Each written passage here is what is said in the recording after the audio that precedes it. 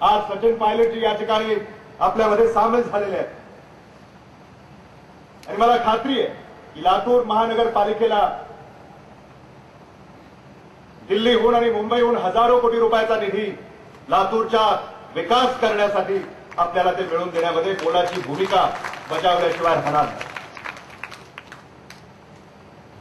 लातूर महानगरपालिका हे शहर आणि हा शहराच्या विकासाची सारी सूत्र दिल्लीमध्ये काँग्रेसकडे आहेत, मुंबईमध्ये काँग्रेसकडे आहेत। प्राईम मिनिस्टर आमचे आहेत, चीफ मिनिस्टर आमचे आहेत। तेव्हा आदरणीय डॉक्टर मनमोहन सिंग यांनी ठरवलं, आदरणीय पृथ्वीराज चव्हाण साहेबांनी ठरवलं,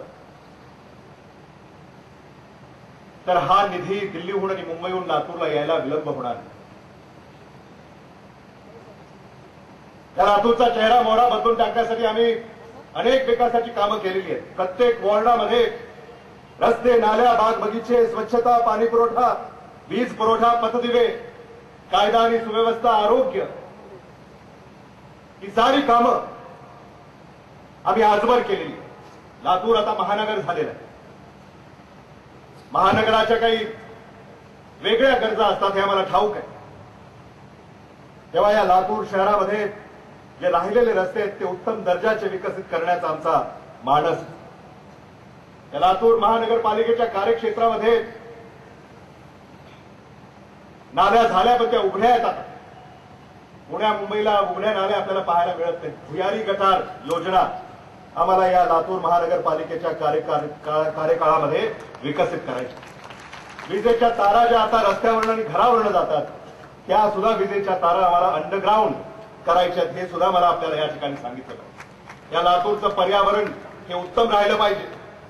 आपल्या राज्याचे मुख्यमंत्री आदरणीय पृथ्वीराज चव्हाण साहेब यांनी विधानसभेमध्ये घोषणा केली की या राज्यामध्ये आम्ही 100 कोटी झाडांची लागवड करणार आहोत।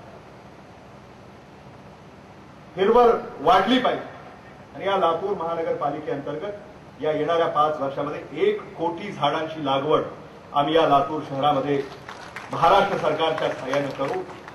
हे सुद्धा मला आवर्जून आपल्याला या ठिकाणी सांगितलं पाहिजे। सिटी बस आम्ही सुरू केली। सिटी बस ही गल्ली बोळात गेली पाहिजे, बस स्टॉप उभे राहिले पाहिजे। आरोग्य उत्तम राखण्यासाठी डिस्पेन्सरीज उभ्या केल्या पाहिजे। लातूर महापालिका कार्यक्षेत्रातला शिक्षणाचा दर्जा हा वाढला पाहिजे। लातूर